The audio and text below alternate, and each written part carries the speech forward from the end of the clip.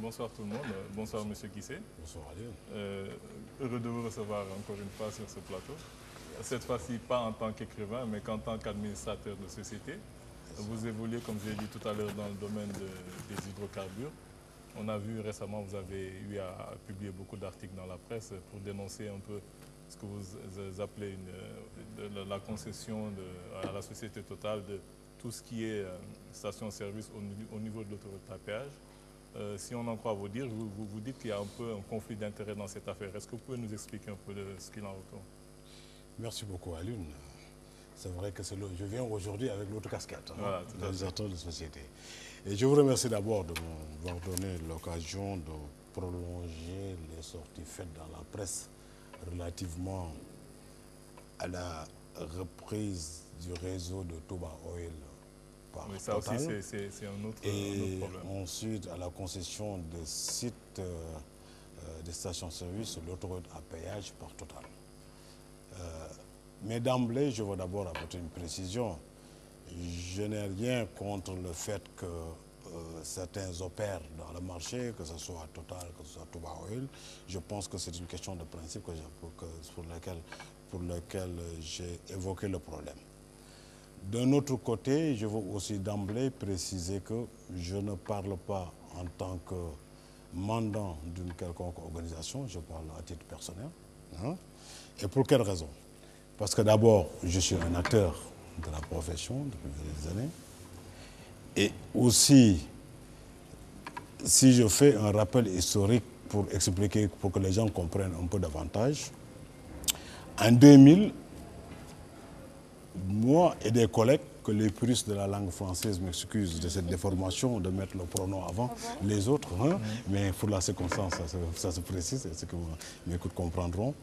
C'est un collègue de Shell avait lancé ce qui allait devenir l'ouverture de l'entrepreneuriat sénégalais dans le domaine du pétrole. Nous avons été les premiers, on était à l'époque à Shell, moi et 4 autres collègues, et nous avions lancé cette idée de faire une société sénégalaise de distribution de pétrole. On nous prenait pour des fous. Quand on y est allé, on a rencontré le partenaire financier à l'époque qui, grâce à lui, nous avons pu monter cette structure qui est devenue aujourd'hui la première société pétrolière que nous voyons. Je m'excuse, j'ai utilisé le mot, c'est Elton, que nous voyons. Et grâce à ce partenaire financier, nous avons pu monter cette structure de le faire. Et cela a ouvert donc la voie à l'entrepreneuriat sénégalais dans le domaine des hydrocarbures. Jusque-là, c'est une chasse gardée des multinationales. Personne n'osait y entrer. Voilà pourquoi, quand on est rentré, on nous traitait de fous. Et cette entreprise que nous avons lancée a ouvert la voie à d'autres. Et à partir de 2004, les gens on a vraiment ouvert le sillage pour tout le monde. Si bien qu'à partir de 2004, les Sénégalais ont investi ce secteur qui était jusque-là chasse gardée. Si bien que de nos jours, nous avons plus d'une vingtaine de sociétés sénégalaises évoluant dans le domaine du pétrole. Mais qui ne sont pas tellement visibles quand même. Oui, qui ne sont pas tellement visibles, mais qui d'année en année ont évolué dans la conquête des parts de marché, si bien qu'aujourd'hui, jusqu'en 2012, avec les dernières statistiques officielles, c'est des sociétés nationales qui regroupaient dans le réseau terre que nous appelons dans notre métier réseau terre, tout ce qui est réseau des stations-service et d'autres, qui ont été inexistants en 2000, aujourd'hui, on doit avoir 37% de parts de marché, ce qui n'est pas négligeable, ce qui montre que ce n'est plus des acteurs marginaux dans la profession, mais des acteurs majeurs. Voilà pourquoi, quand on voit l'évolution, l'historique et l'évolution, quand je vois certains faits qui se manifestent dans la profession, cette reprise de Touba Oil, cette concession de ces trucs, j'élève la voix. J'élève la voix pour susciter un débat de fond sur la question. J'élève la voix pour inviter l'État à marquer beaucoup plus d'attention sur le secteur aussi névralgique et aussi important. Ce que vous reprochez peut-être à la... Je ne sais pas si c'est l'État qui a décidé, ce que vous reprochez peut-être à la société Eiffage, je crois, c'est d'avoir donné l'exclusivité à Total en ce qui concerne l'autoroute à péage. Voilà, exactement. Sur l'autoroute à péage, la concession a été faite à Total. D'abord, sur l'autoroute à péage, au moment de... Je pense que c'est la société Sénac qui est peut-être une filiale. Oui, une société de Sénac qui gère l'autoroute. Parce que sur l'autoroute à péage, pour qu'on comprenne bien, pour des raisons, comme je dis dans l'article d'utilité publique, c'était des sociétés qui étaient installées là-bas. Pour des raisons d'utilité publique, ces sociétés ont été démantelées parce que se trouvant sur notre tracé du péage. Donc, en entreprise citoyenne, ils ont accompagné ce truc. Et une fois donc l'autoroute à péage construit et l'axe rouvert, je pensais que la cohésion voudrait que ces sociétés qui étaient démantelées soient prioritaires. D'autant plus que c'est un axe très attractif du point de vue du business. Ils le disent eux-mêmes quand ils disent que 15 millions de recettes par jour, en moyenne, je mets en faisant une moyenne, c'est pratiquement 15 000 véhicules qui empruntent ce trafic. C'est l'une des zones les plus attractives de la zone. Et je pense qu'à partir de ce moment, je pense que les sociétés qui étaient présentes sur cet axe, au moins sur l'axe rouvert, on devrait être prioritaire dans cette affaire. Ou à moins qu'ils soient associés au moins à la consultation qui a été faite pour attribuer cette station à Total. Les informations que j'avais à ma disposition, que j'ai à ma disposition jusqu'à présent, ne me parlaient pas d'un appel d'offres qui a été lancé à tout le monde. Toutes les sociétés nationales n'ont pas été consultées pour la concession des points de vente. Est-ce que c'est une concession qui est définitive ou bien officielle? Est-ce que c'est quelque chose qui est officiel? Mais c'est une concession qui est plus définitive, hein, je pense, qui est définitive et officielle. Donc, quand j'ai... C'est des informations que vous avez eues ou bien c'est officiel? Non, c'est des informations que j'ai eues et que j'ai fait confirmer par certains.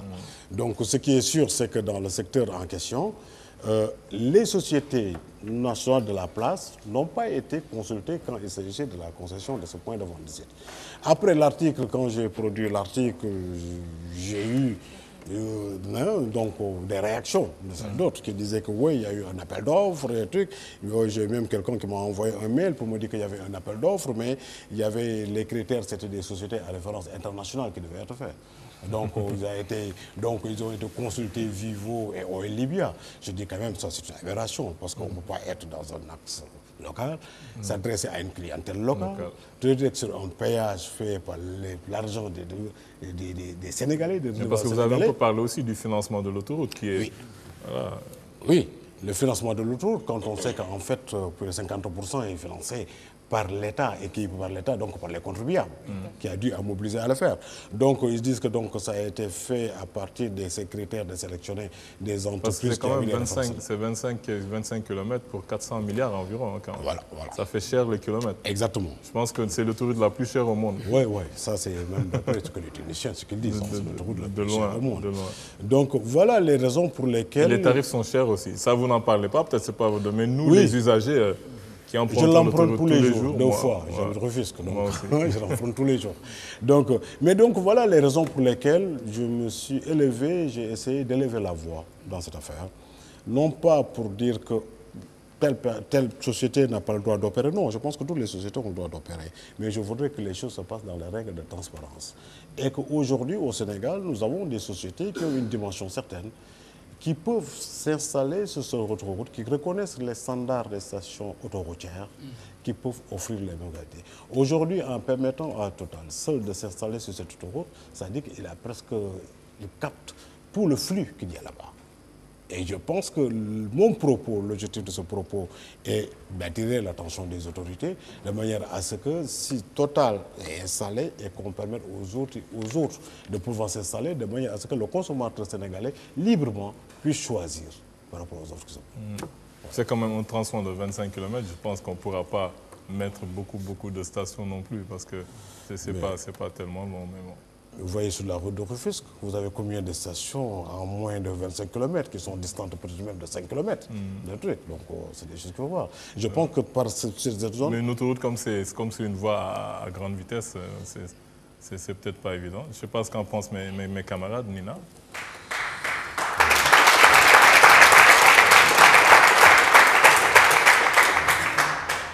Merci Alun, merci Monsieur Guissé. Moi, je commencerai d'abord par vous poser la question de savoir combien de points de vente sont prévus sur l'autoroute, sur les 25 km. Sur les 25 km, d'après certaines informations, c'est pourquoi quand je parlais des informations, j'ai utilisé le conditionnel, aurait affecté 3 points de vente au total. Ce qui est sûr et certain, c'est que l'un des points de vente existe. Ça, c'est confirmé. Les deux autres, mais écoute, l'avenir jugera si c'est fait ou non. Mais d'après les informations, c'est 3 points de vente qui ont été affectés sur le truc. Okay. Voilà. Quand je vous entends nous expliquer ce qui se passe, c'est que vous auriez souhaité qu'on cède à Elton ou à une autre structure, une station qui puisse permettre pour qu'on ait une pluralité ou que tout le monde puisse en bénéficier. Ce que je peux, la réflexion que j'en fais, c'est une chose. En 2006, on savait que 20% de l'économie sénégalaise était détenue par des Français qui s'activent dans le domaine de l'économie au Sénégal. Aujourd'hui, je ne sais pas qu'est-ce que les chiffres nous disent. Il faudra faire des recherches encore pour voir si on en est toujours aux 20% ou si on en est à plus que 20%. Mais ce qu'on constate, c'est que depuis que le président Macky Sall est là, on revoit une présence vraiment marquée de la France qui revient, avec Bolloré, avec d'autres structures et d'autres structures. Et on a l'exemple le plus récent, c'est les APE avec la signature et l'acceptation de certaines conditions pour lesquelles on s'est battu pendant presque 2 ans ou 3 ans. Alors, déjà qu'on parle de la cherté pour le péage, qu'on nous parle maintenant de cette concession faite à Total, c'est vrai que la première réaction, c'est de faire des contributions. Mais est-ce que si on ne trouve pas de solution, l'appel d'offres a déjà été fait, ce qu'il faut, peut-être que s'ils insistent ou si cela se réalise, de dire carrément aux Sénégalais, écoutez, aujourd'hui nous avons Touba Oil déjà qui est racheté, si vos informations sont toujours les mêmes ou bien vous êtes sûr et certain que Touba Oil est racheté par la filiale Total, qu'est-ce qui en est réellement par rapport à cette situation? Alors, disons, ça me permet de continuer. Non, en fait, sur le cas de Touba Oil, j'ai dit, comme je dis dans l'article, j'ai dit que reprise du réseau de Touba Oil par Total. Dans quelle forme ça a été fait? Est-ce que ça a été une session de vente? Est-ce que ça a été un contrat de longue durée? Est-ce que c'est un mandat de gestion? Je ne sais pas. Le fait existe que toutes les stations de Touba Oil, anciennement, sont maintenant revêtent les couleurs de Total. Je pense que sur le plan symbolique... Un partenariat gagnant-gagnant. Voilà. Sur le plan symbolique, ça veut dire qu'aujourd'hui, c'est devenu des stations de Total. Ce ne sont plus des stations de Touba Oil. Le fait existe. Nous, sur le plan visuel, sur le plan symbolique, ce que nous pouvons savoir, tout Sénégalais lambda, c'est que ces stations ont été effectivement reprises par Total. Donc, sont même gérées par Total. Ça, on le sait. Alors, je pense que c'est sur ça où je voulais en venir quand je parlais de ça aujourd'hui, qu'il y ait... vous savez, on ne peut pas dénier à quelqu'un ni à Touba Oil de faire un protocole, de trouver un partenariat avec Total ou d'autres. Oui. Comme on ne peut pas refuser à Total ni lui dénier le fait de développer une stratégie qui lui permettrait aussi de s'accaparer de trucs. C'est tout à fait légitime, c'est tout à fait normal dans un cadre tel. Ce qu'on demande seulement, c'est dans un cadre pareil que nous attirons l'attention de l'État à ce qu'il n'y crée pas des situations d'abus de position dominante qui fausserait la concurrence. C'est pourquoi nous interpellons tant. Je vous rappelle par exemple en France en 1999 quand il a fallu la fusion Total Fina Elf, une directive européenne est venue leur imposer que Total Fina Elf de se débarrasser de 110 points de vente pour que la concurrence demeure régulière. C'est cette même approche que nous aurions souhaité que l'État ait dans cette histoire, même si Touba Oil veut céder son réseau ou faut faire reprendre son réseau par quelqu'un d'autre, parce que certainement Touba Oil a atteint les limites de son modèle économique, ne voyait plus de perspectives. Donc, le propriétaire a investi peut-être en fonds perdus, n'a pas de retour escompté, c'est tout à fait normal qu'il envisage une autre solution. Mais nous aurions souhaité que dans cette configuration Total, qui est déjà à plus de 150 stations à travers le Sénégal, en se greffant en plus le réseau de Touba Oil, mais il devient un mammouth. Et dans ce cas, ça fausse les règles de la concurrence. C'est pourquoi on aurait aimé que ce... Si vous voulez dégraisser le moment. Voilà, on aurait aimé, non, et puis ça fausse les règles de la concurrence. C'est-à-dire on aurait aimé que l'État encadre ce process, permettre aux uns et aux autres de se positionner par rapport à ça, et tout en permettant à ce que la concurrence continue de se dérouler normalement. Mais aussi bien les uns ou les autres ont le droit de procéder à des transactions. Mais ce que nous aurions aimé seulement, comme cela s'est passé ailleurs, comme cela s'est passé en Europe, et je pense que c'est une jurisprudence, c'est des choses qui doivent aussi nous inspirer, nous aider à mieux aménager et encadrer les secteurs. C'est dans ce sens que nous parlons et dans ce sens que nous interpellons l'État. Je pense que...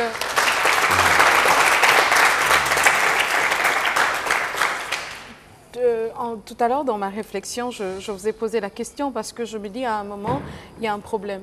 Ce que nous voulons réellement faire de notre société, où est-ce que nous voulons en arriver, et ce qui est en train de se passer au jour le jour par rapport à certaines décisions qui sont prises.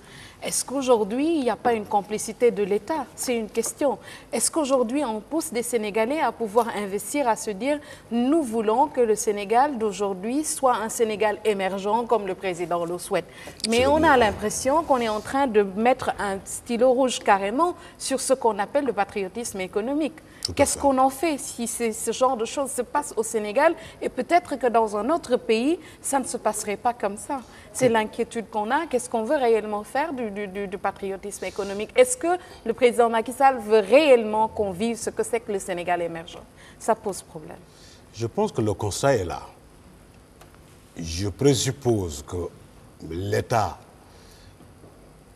a la volonté, certes, peut-être, mais les actes qui sont posés au jour le jour nous poussent à nous poser des questions. Et je pense que c'est aussi pourquoi je parle, et c'est pourquoi je pense que chacun des acteurs de ce pays, dans son domaine, doit élever la voix sur certaines questions essentielles, primordiales. Et je pense qu'au niveau de l'État, peut-être, est-ce qu'ils sont tout à fait au diapason de tous les problèmes qui se passent? C'est pourquoi je pense qu'il nous appartient à nous aussi, administrés, par rapport à ces problèmes, de tirer la sonnette d'alarme. Effectivement. Bonsoir, monsieur Guissé. Bonsoir. Donc, ce que je voulais demander, est-ce que vous avez interpellé l'ARMP sur la cession des stations-service au niveau de l'autoroute? À mon niveau, non. Je pense que bon, ce ne sera pas une démarche individuelle. Et certainement, le niveau des organisations liées de la profession, certainement, des actions vont être prises, peut-être dans ce sens. Certainement, mais à mon niveau, non. Je pense pas encore. Mais est-ce que vous êtes organisés, vous, les acteurs nationaux des hydrocarbures? Bien sûr, bien sûr. On est organisé. Il y a une association qui s'appelle l'ASPP, qui est l'association sénégalaise des pétroliers, du pétrole. Donc il y a une organisation qui est forte, qui est dynamique d'ailleurs, qui est là. Et puis je pense qu'il se fera entendre certainement. Parce que je me dis que c'est bien de porter presse, pour paraphraser un chanteur. Mais ce serait peut-être mieux de poser des actes concrets, par exemple interpeller l'ARMP, essayer de casser l'appel d'offres. Parce que s'ils ont dit qu'ils ont fait un appel d'offres juste au niveau des multinationales, il faudrait qu'ils justifient ça. Est-ce qu'il y a une raison valable qui puisse justifier que l'appel d'offres soit seulement dédié aux acteurs internationaux et non aux acteurs sénégalais? Je pense que ce serait bien d'essayer de voir avec l'ARMP et puis pourquoi pas casser l'appel d'offres et puis faire un nouvel appel d'offres avec les acteurs sénégalais. Mais je pense que bon, c'est des choses qu'on prendra en compte, qu'on note bien. Bon, en toute chose, il faut un déclic. Je pense que moi, mon rôle, ça a été un rôle de déclic, de créateur, et certainement des actions suivront. Et là, les pistes que vous évoquez, que vous suggérez, c'est des pistes que peut-être les gens, au niveau des organisations patronales, que les gens prendront en compte. Parce que ce qui est regrettable en ce moment dans ce pays, c'est que c'est le rôle de l'État, c'est un rôle régalien que doit avoir l'État, c'est à lui de contrôler et pour que ce type de choses n'arrive pas. Mais comme l'État ne joue pas son rôle, parce que je pense que dans tous les pays, même les pays occidentaux, même les pays africains, je ne comprends pas comment on peut faire un tel appel d'offres et dire qu'on exclut les entreprises nationales. Je ne comprends vraiment pas comment l'État peut accepter ce type de choses. Non, c'est un fait inédit. Et là, je vous le concède complètement. Parce que faire un appel d'offres sur un marché local, destiné à une clientèle locale, des usagers qui eux-mêmes peut-être payent le péage, et ne devenir des critères que des entreprises qui ont des références internationales, ça, je pense que c'est assez inédit quand même. Hein? Pour nous voir les cocasses dans le métier. Et je pense qu'aujourd'hui, si bien qu'il n'y a que les entreprises étrangères opérant au Sénégal dans le domaine du pétrole qui ont été consultées. Ce n'est même pas un appel d'offres, c'est une consultation restreinte, à mon avis. La logique voudrait que ce soit élargi à tous les acteurs de la profession. S'il le faut même mettre un dossier de préqualification, qu'on sache qui peut compétir et qui ne peut pas. Et à la limite, et faire une procédure régulière. Je pense que si les choses s'octroient de manière régulière, mais écoute, tout le monde comprendra que c'est les règles du jeu. Ce qui est navrant et que nous déplorons tous, c'est qu'une procédure pareille d'un enjeu aussi important, parce que l'autoroute APS, c'est une vitrine du Sénégal. Exactement. Qu'il n'y ait pas des entreprises sénégalaises présentes là-bas, pour moi, c'est quand même un fait inouï. Parce surtout que nous avons des entreprises qui ont des compétences réelles, qui peuvent vraiment offrir le même niveau d'offres que ces entreprises internationales dont nous parlons.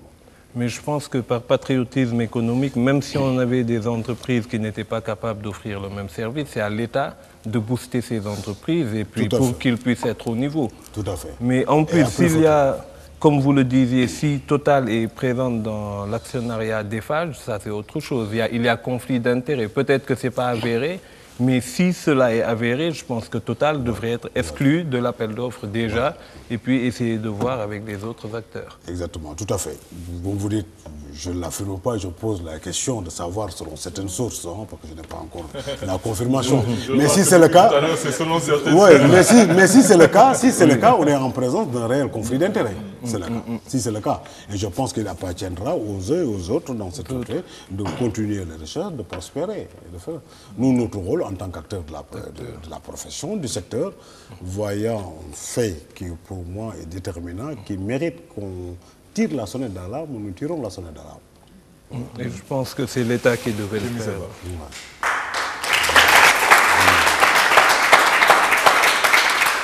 Monsieur Guissé, bonsoir. Bonsoir, monsieur K.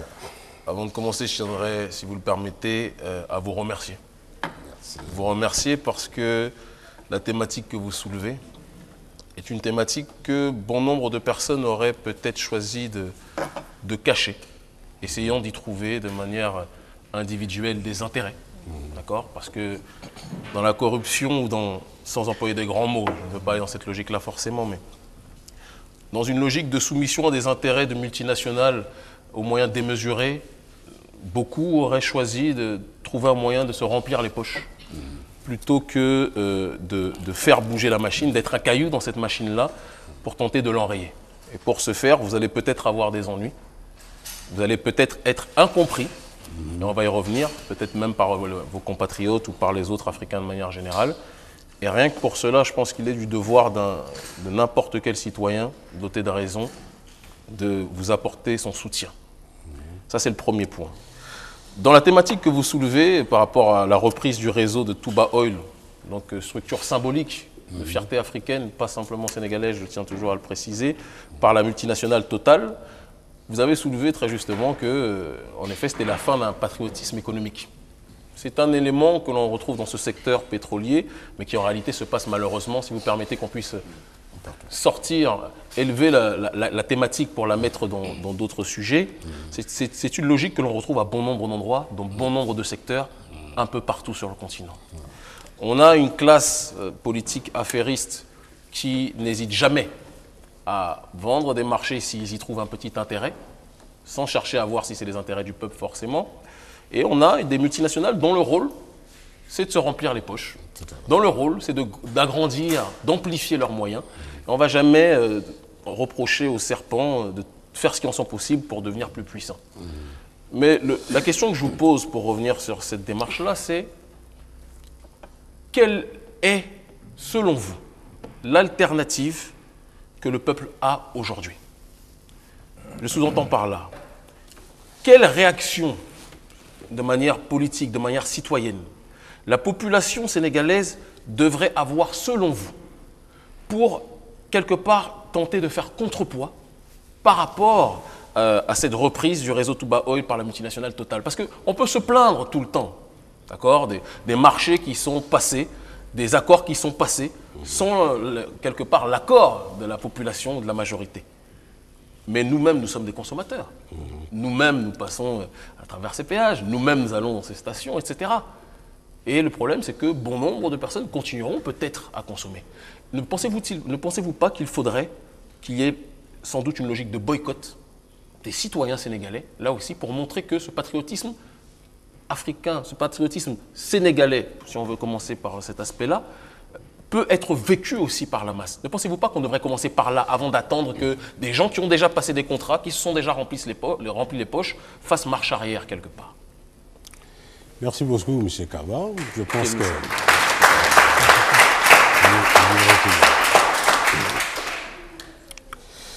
Je comprends le sens de votre question et je pense que d'abord, avant d'y venir, je pense que je vais revenir à l'entame de votre propos. Notre rôle n'est pas d'être incompris ou de penser à des intérêts immédiats. Je pense qu'aujourd'hui, il y a une conscience nouvelle, je pense, qui doit s'installer dans nos pays. Et nous devons, en permanence, je pense, penser plus aux générations futures qu'à nous-mêmes. Et je pense que c'est dans cette perspective que nous pourrons passer...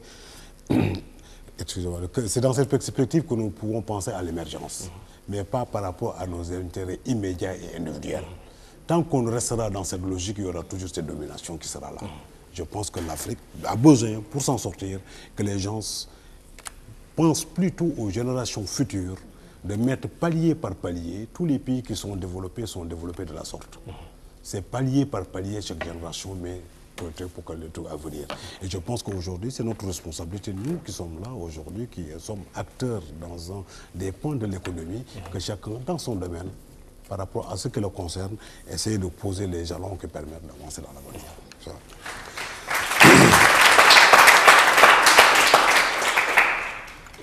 Vous avez parlé de quelque chose de très important. Je ne sais pas si vous avez fini votre réflexion. Vous vouliez continuer peut-être? Oui, allez-y. D'accord. Vous parlez justement de cette logique de pays émergents. Le problème, si on doit essayer de comprendre les raisons qui poussent nos classes dirigeantes, qui ne sont pas forcément nées avec la naïveté politique ou nées avec la volonté de corruption, parce que je ne pense pas non plus à ce manichéisme qui voudrait que systématiquement la classe politique est mauvaise par définition. Mais il y a des conditions qui poussent, j'ai envie de dire, ces dirigeants-là à agir de la sorte. Le problème, c'est que les pays émergents qu'on nous présente comme des exemples, sur le continent africain par exemple, sont des pays qui, malheureusement, suivent le même schéma. Je vais donner un exemple qu'on peut aimer ou qu'on peut ne pas aimer, là n'est pas la question. Le Rwanda, par exemple, aujourd'hui, est un pays qui connaît une croissance, en même temps, quand on voit d'où il est parti, ce n'est pas compliqué, malheureusement, sans ironie aucune, mais un pays qui connaît une croissance extraordinaire, une émergence réelle. Mais cette émergence est liée à quoi? Non pas à une indépendance, mais à une dépendance vis-à-vis de certaines puissances. Et le problème, c'est que on nous parle toujours de cette logique d'émergence des pays africains, mais le schéma d'émergence qu'on nous donne est un schéma qui est vicié dès la base. Et peut-être que ce qu'il faudrait proposer pour nous autres, et pour nous autres Africains, pour cette masse qui existe, qui est présente, qui subit cette réalité-là, qui la vit, et pour sortir de ce cadre de victimisation, c'est faire comprendre à la masse que la véritable émergence, c'est une émergence qui peut être lente, mais qui sera liée à nos seuls efforts et non pas à la main de certaines personnes qui voudraient nous diriger. La question peut-être se situe là, la problématique se situe là. Tout à fait.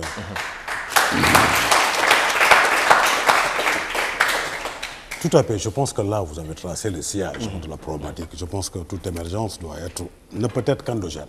On ne peut pas le faire en etc. par rapport à des trucs. Je pense que ça doit faire un truc endogène, d'un processus dialectique, comme les marxistes. Pour revenir maintenant, ceci étant, à la question de tout à l'heure par rapport à l'alternative, je ne pense pas qu'il faille en arriver là à ce que la population, quand même, prenne des responsabilités ou se dresse contre quelque chose. Je pense que le propos qu'on essaie de tenir, c'est d'inviter les acteurs politiques, surtout les autorités, à être beaucoup plus vigilants par rapport à ce concept de patriotisme économique, mais à ce problème d'abus de position dominante, à aider les entreprises locales sénégalaises qui ont des dimensions certaines à vouloir vraiment pousser dans les trucs de la croissance. Moi, c'est dans ce terme. Ceci étant, si les choses ne se font pas, si ce qui doivent, chacun à son niveau de responsabilité, si les politiques, parce que quelque part, les politiques, parfois, il faut que les peuples aussi les poussent. Exactement. Hein? On l'a vu lors des dernières élections aussi. Voilà, exactement, c'est quelque chose. Et je pense qu'ils sont suffisamment intelligents pour faire la lecture nécessaire et éviter et attendre que ce soit le peuple qui les pousse à prendre cette résolution. Et je pense d'apporter les correctifs nécessaires. Je pense qu'on peut être optimiste sur ça. Donc, je pense que peut-être, comme vous dites, vous allez servir un peu de déclic pour que les choses puissent avancer. Et aussi que je pense aussi qu'on attendra les réactions, je dirais, officielles. Parce que, comme vous dites, on ne sait pas encore si réellement cette concession a été faite et combien de stations seront placées sur ce tronçon.